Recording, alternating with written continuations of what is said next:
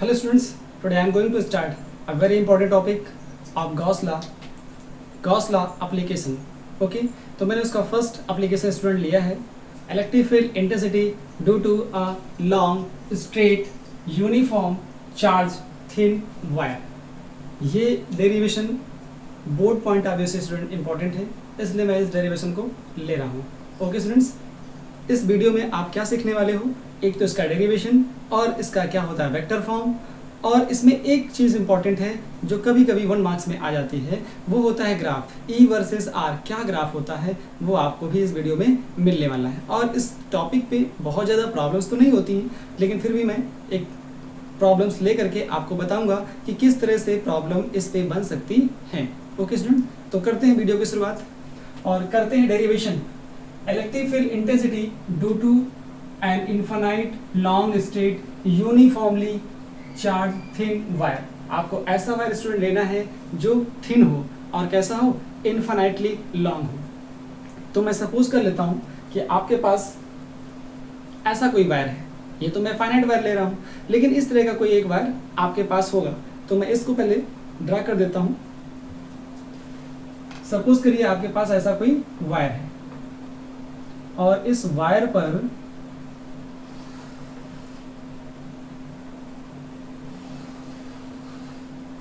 Infinite charges हैं, कितने हैं, और इसकी लेंथ भी मैं इनफाइनाइट लेने वाला हूं। ओके, ये मैंने कोई एक इनफाइनाइट वायर इनफाइनाइट लेंथ की ले ली। तो मैं ऐसा कर देता हूं जिससे आप समझ जाए कि ये इनफाइनाइट लेंथ है और नीचे भी कहीं होगी इसकी लेंथ कैसी है, इनफाइनाइट। ओके, तो ये मैंने एक वायर ले लिया, थिन वायर है और ये इनफाइनाइट लेंथ का है, क्योंकि ये नीचे शो कर रहा है इनफाइनाइट लेंथ का। लेकिन मैं अगर आपको ये दिखाऊं तो आप बोलोगे कि सर ये तो फाइनाइट है। चलो फाइनाइट हो गया, तो मैं इस इनफाइनाइट वायर में से कुछ पार्ट ले लेता हूं जिसको बोलता हूं ये फाइनाइट वायर है। तुमने यहां तक ले लिया और बोला कि ये वायर जो है इसकी लेंथ कितनी है, L। ओके, ये एक फाइनाइट वायर हो गया। इस फाइनाइट वायर पर हमने चार्जेस दे दिए, ये इस पे चार्जेस हो गए। अब मैं पूछूं आपसे इस पे कितने चार्जेस हैं, तो आप काउंट कर पाओगे, आप फटाफट काउंट कर दोगे, हाँ सर इस पे 10 है 20 है ऐसा बोल दोगे। लेकिन मैं आपको ऐसा कोई वायर देता हूं, अब मैं आपसे पूछता हूं इस पे कितने चार्जेस हैं, आप फिर काउंट करना शुरू कर दोगे। लेकिन इतने चार्जेस हो कि जिनको आप काउंट ही ना कर पाओ, बहुत पास पास पास पास पास पास सब बहुत क्लोज हैं, बहुत सारे चार्जेस हैं। तो आपको काउंट करने का एक कोई ना कोई तरीका ढूंढना पड़ेगा, और वो तरीका मैंने पहले ही आपको बता दिया है कि कंटिन्यूअस डिस्ट्रीब्यूशन ऑफ चार्जेस क्या होता है। Continuous distribution of charges student ये होता है 3 टाइप्स का। कितना होता है, 3 टाइप्स का। एक होता है लीनियर, एक होता है सरफेस, और एक होता है वैल्यूम। क्या होता है, वैल्यूम। अब इन तीनों में इसका फैक्टर होता है लेमडा, इसका होता है सिग्मा, इसका होता है रो। सबका अपना अपना एक एक फॉर्मूला होता है। लेमडा इक्वल टू होता है Q बाई एल, इसका होता है sigma equal to Q by A, इसका होता है rho equal to Q by V. तो ये इसके अपने फॉर्मूले होते हैं और इनकी अपनी अपनी यूनिट होती है।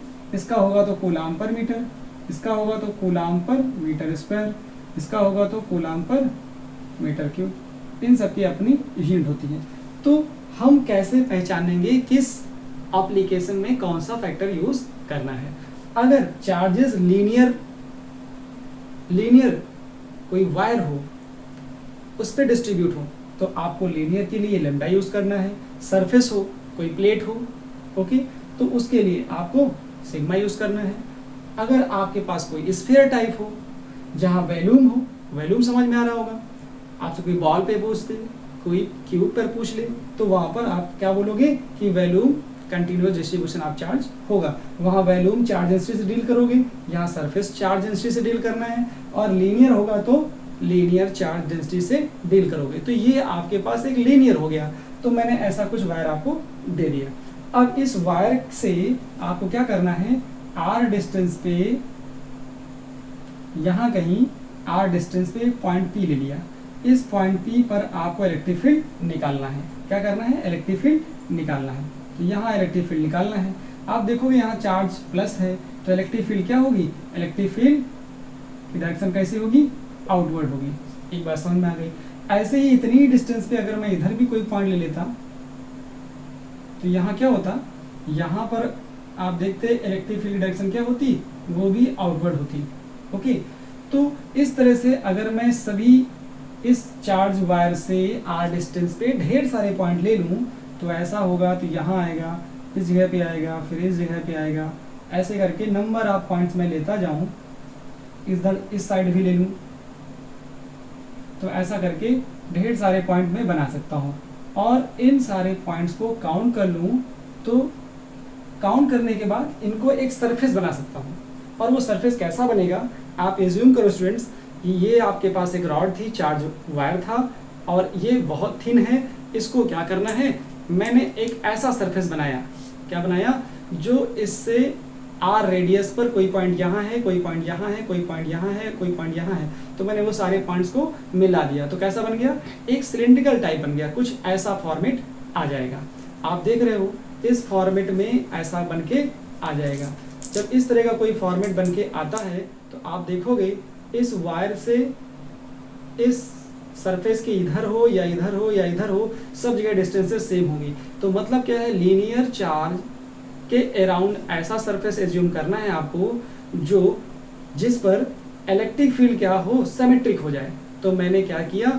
एक सरफेस एज्यूम कर लिया और उस सरफेस को ऐसे बनाया।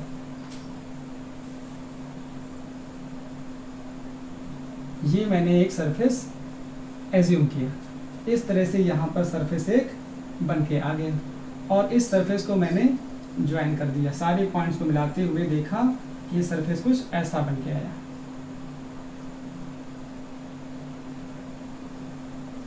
तो इस चार्ज वायर के अराउंड एक सरफेस, आपको एक सिलिंड्रिकल सरफेस मिल गया। इस सिलिंड्रिकल सरफेस को हमने क्या बोला? Cylindrical surface. और यही सिलिंड्रिकल सरफेस क्या है? एज्यूम्ड है। ये आपने एज्यूम किया है, एज्यूम्ड है। इसको बोला आपने गॉसियन सरफेस। क्या बोला? Gaussian surface. अच्छा, अब गॉसियन सरफेस मिल गया। इस गॉसियन सरफेस पे ये आपने कहा फर्स्ट सरफेस है, ये सेकंड सरफेस है। अच्छा, और इस सरफेस को आपने बोला थर्ड सरफेस। अब क्या करोगे आप? अब आपको देखना है कि इसका डेरिवेशन कैसे करना है। तो इस पॉइंट पर देख रहे हो इलेक्ट्रिक फील्ड इधर है, इसकी वजह से अगर यहाँ पर कोई सरफेस लेते तो उस पर भी इलेक्ट्रिक फील्ड इधर आता, लेकिन एरिया वेक्टर इसका कहाँ जाता? वो जाता अपवर्ड डायरेक्शन में, क्योंकि एरिया वेक्टर क्या होता है? सरफेस के परपेंडिकुलर। मान लिया आपने ऐसा लिया तो ये जो सरफेस होगा, ये सरफेस जो होगा, इसका एरिया वेक्टर कहाँ होगा? इसका एरिया वेक्टर इधर होगा। और इलेक्ट्रिक फील्ड चार्जेस कैसे हैं? चार्जेस तो इस वायर पे हैं, चार्जेस वायर पे हैं। चार्जेस या तो इलेक्ट्रिक फील्ड इधर होगी, इलेक्ट्रिक फील्ड इधर होगी, और इलेक्ट्रिक फील्ड तो सारी जगह सिमेट्रिक है, लेकिन एरिया वेक्टर इधर है और इलेक्ट्रिक फील्ड डायरेक्शन इधर इधर इधर इधर सब जगह है, लेकिन एरिया वेक्टर से कैसे हैं? Mutually perpendicular. तो आपके पास इस सरफेस पे और इस सरफेस पे तो फ्लक्स जीरो आ जाएगा। कैसे आएगा वो जरा देखो। यहाँ पर परपेंडिकुलर हो गए और यहाँ पर भी देखोगे तो एरिया वेक्टर इधर आ जाएगा और इलेक्ट्रिक फील्ड इधर आ जाएगा। इस वायर पर चार्ज हमने पॉजिटिव लिए हैं, हो सकता था नेगेटिव ले लेते आप, तो भी क्या होता? डायरेक्शन इधर थी, डायरेक्शन अंदर हो जाती, लेकिन सारा काम सेम रहता। अच्छा, इस सरफेस पे क्या करना है? ये सरफेस हमारा थर्ड है। इस सरफेस पे क्या होगा? इस सरफेस का जो एरिया वेक्टर होगा, जैसे इसका एरिया वेक्टर मैं यहाँ ले लूँ तो एरिया वेक्टर जब देखोगे तो वो भी क्या होगा? इस डायरेक्शन में काम करेगा। मतलब ई और डी ये दोनों सेम डायरेक्शन में काम कर रहे हैं। यहाँ हमारे पास पॉइंट पी है। तो ये एरिया वेक्टर इस कर्व सरफेस पे, ये वाला कैसा सरफेस है? ये क्रॉस सेक्शन सरफेस है। कैसा है? इसको बोलते हो क्रॉस सेक्शन। ये भी क्रॉस सेक्शन है और ये वाला क्या होता है? ये होता है कर्व सरफेस। अच्छा, तो दो आपके पास हो गए क्रॉस सेक्शन और एक हो गया कर्व। तो ये वाला पूरा हो गया कर्व और ये दोनों साइड के हो गए। जैसे आप देख पा रहे हो तो ये आपके पास इधर का पोर्शन ये हो गया कर्व सरफेस, इधर का हो गया कर्व सरफेस, ठीक है, ये दोनों साइड का हो गया कर्व सरफेस, और ये वाला पूरा हो गया, ये दोनों हो गए क्रॉस सेक्शन, और ये वाला पूरा हो गया कर्व सरफेस। आपको यहाँ से फ्लक्स चाहिए, यहाँ से फ्लक्स चाहिए, और यहाँ से फ्लक्स चाहिए, और उस फ्लक्स को आपको गॉस लॉ से जो फ्लक्स निकालोगे उससे इक्वेट करना है और आपको रिजल्ट मिल जाएगा। ओके स्टूडेंट्स, देखते हैं क्या आएगा यहाँ से। पहले इससे रिलेटेड क्या थ्योरी लिखोगे, उस थ्योरी को देख लो आप। लेट अस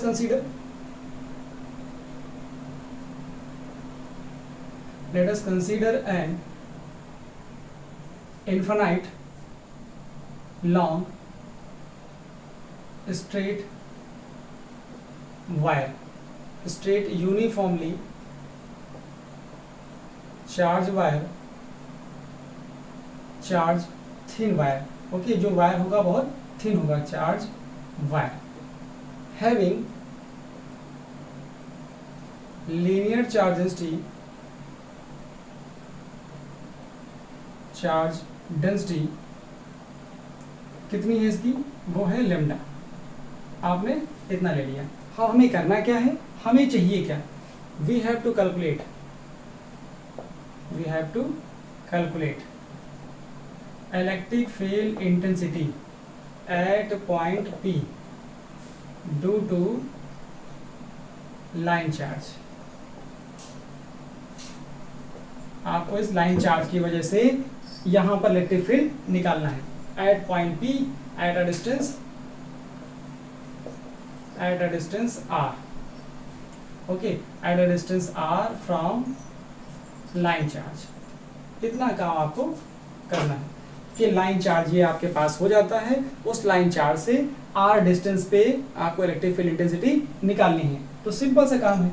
क्या आप डायरेक्टली क्या इस सरफेस को बिना बनाए, इस गॉसियन सरफेस को बिना बनाए गॉस लॉ अप्लाई कर सकते थे? तो आंसर होता शायद आपकी तरफ से तो यस होता, बट मेरी तरफ से यस नहीं है। क्यों? क्योंकि गॉस लॉ अप्लीकेबल करने के लिए क्या चाहिए, चार्ज जितना भी हो, किसी वायर पे हो, किसी सरफेस पे हो, इनक्लोज होना चाहिए। तो मैंने क्या किया, पहले एज्यूम किया कि एक सरफेस बनाऊंगा और जिसमें से सारा चार्ज क्लोज हो जाएगा। तो फॉर दिस क्या करना पड़ेगा, for this we imagine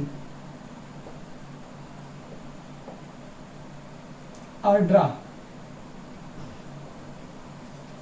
a Gaussian surface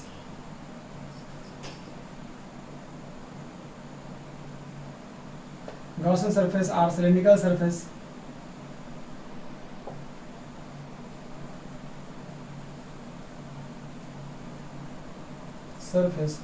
of radius r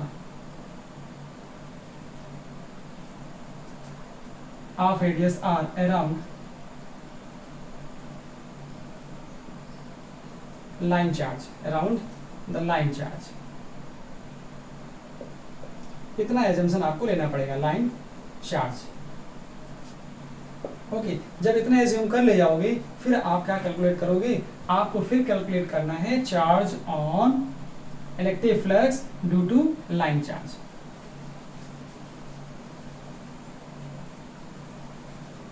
now electric flux, ये पहला स्टेप है स्टूडेंट्स, दो स्टेप में करने हैं। एक तो आप गॉस लॉ से निकालो डायरेक्ट कितना फ्लक्स आया, दूसरा इस गॉसियन सरफेस से कितना फ्लक्स पास होगा वो मैथमेटिक्स से निकालना है। तो now electric flux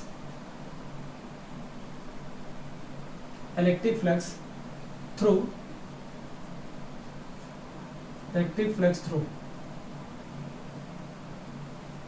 Gaussian surface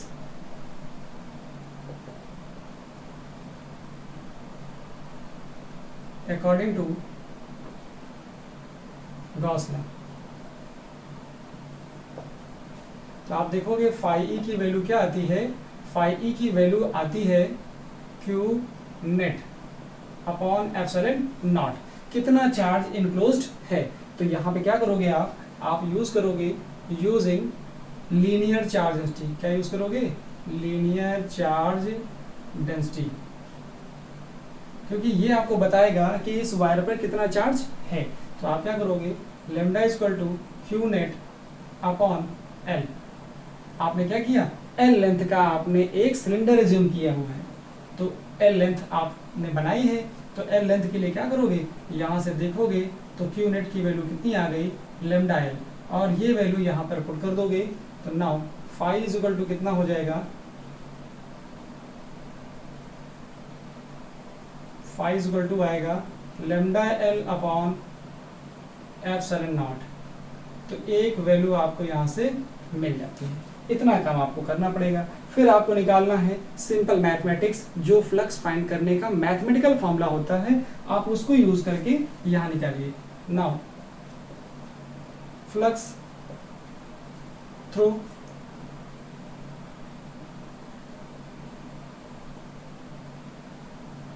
Gaussian surface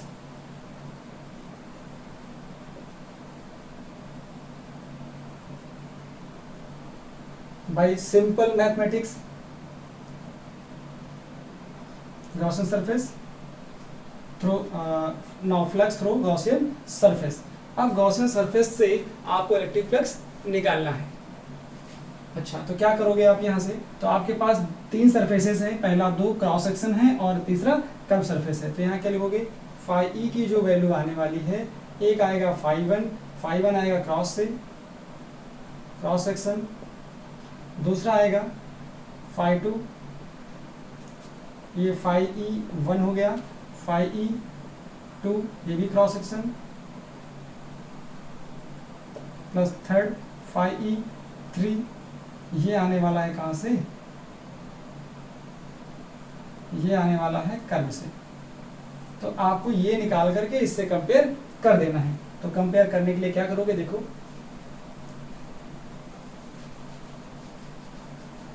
यहाँ से काउंट करोगे तो आपको मिलेगा क्या, जरा यहाँ देखोगे तो यहाँ 90 डिग्री एंगल है, यहाँ पर भी 90 डिग्री एंगल है, यहाँ पर थीटा की वैल्यू कितनी है, 0, थीटा की वैल्यू यहाँ पर कितनी है, 0।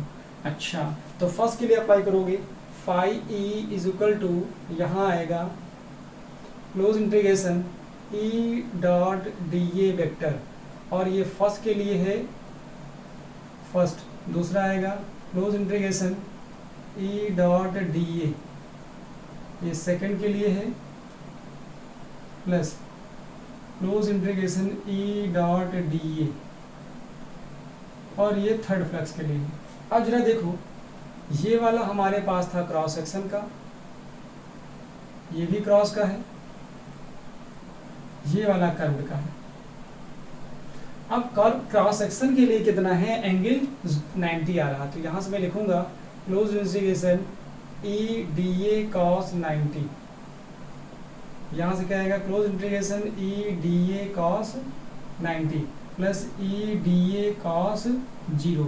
तो ये तो आंसर 0 आया, प्लस ये 0 आएगा, प्लस ये स्टूडेंट कितना आएगा, यहाँ पे 0 है तो 1 आ जाएगा, ई डी ए आ जाएगा। ओके, यहाँ से ऐसा आया, तो ये आपके पास क्लोज इंटीग्रेशन करके ये आ गया रिजल्ट। तो ये आया यहाँ से ई डी ए आ गया, यहाँ से फाई ई की वैल्यू निकाल ली। अब जरा ध्यान दो, जो ई है वो यहाँ पर हो, यहाँ पर हो, यहाँ पर हो, यहाँ पर हो, सब जगह क्या है, मैग्नीट्यूड वाइज तो सेम है, बट डायरेक्शन वाइज क्या है, सिमेट्रिकली। जो ये सरफेस होगा उस सरफेस से इधर भी जा रहा होगा, इधर भी जा रहा होगा, इधर भी जा रहा होगा, इधर भी जा रहा होगा, सब जगह क्या है, वैल्यू सेम है, बट सिमेट्रिकली है, ये मैग्नीट्यूड वाइज सेम है, each and every point on the Gaussian surface. इस सरफेस के सभी पॉइंट पर फील्ड सेम है। तो यहाँ से कांस्टेंट है तो मैं लिख सकता हूँ, since E is constant, E is constant, तो हम इसको बाहर कर लेंगे। तो फाई ई की वैल्यू आ गई, ई क्लोज इंटीग्रेशन डी ए आ गया। अब डी ए क्या होता है, यहाँ लिखना पड़ेगा आपको कि डी ए क्या है, इस एल लेंथ का अगर आप इसको ऐसे करते हो तो ये बन जाती है हाइट, ऐसे कर दो तो बन जाती है लेंथ, तो वो दोनों सेम है। तो मुझे क्या चाहिए, इसका कर्व सरफेस क्या होता है इसका, तो मैं लिखूंगा यहाँ since D A equal to होता है curve surface of cylinder, curve surface of cylinder, इस सिलेंडर का curve surface of cylindrical, curve surface of cylinder कितना आ जाएगा, यहाँ से इसकी वैल्यू होती है 2 पाई आर एच, और एच की वैल्यू कितनी है, एल। तो आप इजीली यहाँ ले सकते हो, ये आ जाएगा phi E is equal to E 2 pi R L. Okay, अब ये क्वेश्चन नंबर 2 हो गई। अब आपको क्या करना है, इक्वेशन फर्स्ट और सेकंड को इक्वेट करा देना है। अच्छा, इक्वेट कराओगे तो क्या मिलेगा, यहाँ से देखो जरा सा, इक्वेशन 1 एंड 2। अब इक्वेशन 1 और 2 देखोगे तो यहाँ से आया था lambda L upon epsilon not, ये इक्वेशन फर्स्ट थी। सेकेंड इक्वेशन ये आ गई ई 2 पाई आर एल, यहाँ देखोगे एल एल कैंसिल हो गया, तो यहाँ से क्या मिलने वाला है आपको, ई इज इक्वल टू आएगा 1/2 pi epsilon naught lambda by R. Student ये आपका रिजल्ट आ गया, यहाँ से इसका रिजल्ट आ जाता है। तो सिंपल डेरिवेशन था, और यहाँ से इसको और इजीली जो न्यूमेरिकल में यूज़ करोगे वो कैसे होगा, आप उसकी जगह पे यहाँ 2 से मल्टीप्लाई डिवाइड कर दोगे, तो ई इज इक्वल टू हो जाएगा 1/4 pi epsilon naught 2 lambda by R, ये हो सकता है। और इसकी जगह वैल्यू भी पुट कर सकते हो, तो क्या लिख सकते हो, 9 × 10⁹ 2 लेमडा बाई आर, और इसकी यूनिट लिख दोगे न्यूटन पर कूलम, न्यूटन पर कूलम। यहाँ तक आसानी से आप कर सकते हो, तो ये आ जाता है। और यहाँ से एक इन्फॉर्मेशन और मिल रही है आपको, मैंने लिखा है इसका वेक्टर फॉर्म क्या लिखना होता है। इसका वेक्टर फॉर्म अगर लिखना चाहोगे तो वेक्टर फॉर्म क्या लिखोगे, वेक्टर फॉर्म जरा इसको देखो, ई को, ये तो वेक्टर क्वांटिटी होती है, लिख दिया 1/2 pi epsilon naught lambda by R, ये भी स्केलर क्वांटिटी है, ये भी स्केलर है, ये भी स्केलर है। आप क्या करोगे, अब आप करो यहाँ एन कैप से मल्टीप्लाई। अब एन कैप बता दो क्या होता है, तो इधर भी वेक्टर हो गया, इधर भी वेक्टर हो गया। Where N cap be the unit vector perpendicular to the curve surface of cylinder, curve surface of cylinder.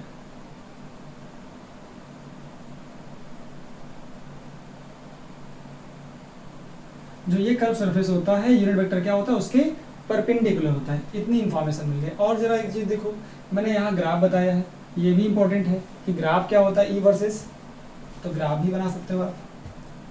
तो एक इंफॉर्मेशन यहाँ से मिल गई, E inversely proportional to R, तो आप ले सकते हो graph E versus small R, तो इसका ग्राफ भी बना सकते हो आप। अब आप देखोगे इधर आर होता है और इधर ई होता है, तो ये ग्राफ कुछ ऐसा बन जाता है, ये हाइपरबोलिक होता है। तो आप इसको ऐसा, इधर टच नहीं करेगा, इधर भी टच नहीं करेगा, इनफाइनाइट पे जाके बहुत दूर तक फील्ड जाती है। तो ये था इसके बारे में। और न्यूमेरिकल में कैसे ये यूज़ होता है मैं आपको एग्जाम्पल लेके बता देता हूँ।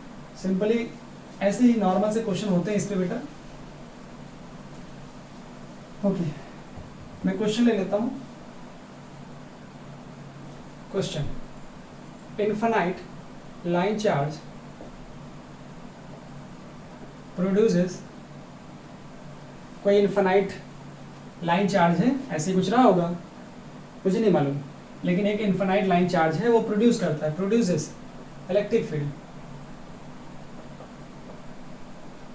9×10⁹ न्यूटन पर coulomb eight a distance 4 centimetre. तो दो इन्फॉर्मेशन आपको दे दी गई, एक तो कितनी डिस्टेंस पे प्रोड्यूस करता है एक, और कितनी इलेक्ट्रिक फील्ड प्रोड्यूस करता है दो। तो मतलब यहाँ से E मालूम है आपको, E है 9×10⁹ न्यूटन पर कूलम, और R मालूम है 4 सेंटीमीटर, तो 4 × 10⁻² मीटर। अब आपको क्या काउंट करना है वो तो लिखा ही नहीं आपने, यहाँ लिख लीजिए फाइंड लीनियर चार्ज डेंसिटी, ये आपको निकालना है। तो मतलब आपको लैम्डा निकालना है। तो क्या करना है, पहले फार्मूला देखिए क्या होता है। ये होता है, मैंने बताया था कि मैथमेटिकल फार्मूला जो यूज़ करोगे उसको यूज़ करो 2 λ/r के थ्रू, वो आसान होता है। तो यहाँ लिखोगे 9 × 10⁻⁹ 2 λ/r। तो यहाँ जरा देखो इसको, तो लैम्डा की जो वैल्यू आएगी वो आएगी E × r डिवाइड बाई 2 × 9×10⁹। यहाँ वैल्यू पुट करोगे तो वैल्यू पुट करोगे क्या आएगा, E की वैल्यू है 9×10⁹ और R की वैल्यू 4 × 10⁻²। जरा यहाँ देखो 2 × 9×10⁹, तो ये वाला टर्म तो पूरा का पूरा कैंसिल हो जाएगा एक चीज़, दूसरा 2 से 4 कैंसिल करूँ तो आंसर कितना मिल गया आपको, ये मिलेगा 2 इंटू 10⁻²। अब आंसर क्या होगा, यूनिट देख रहे हो आप यहाँ पे कूलाम पर मीटर, कूलाम को आप कैपिटल से लिखना है क्योंकि साइंटिस्ट नेम है, नीचे क्या होगा मीटर, तो यहाँ से आपको ये आंसर मिल जाता है। स्टूडेंट ये बहुत इजी टॉपिक था, बोर्ड पॉइंट ऑफ व्यू से ये बहुत इंपॉर्टेंट है क्योंकि वहाँ डेरिवेशन इसका पूछा ही जाता है। तो आई होप आपको अच्छे से क्लियर हो गया होगा। Okay students, thank you so much.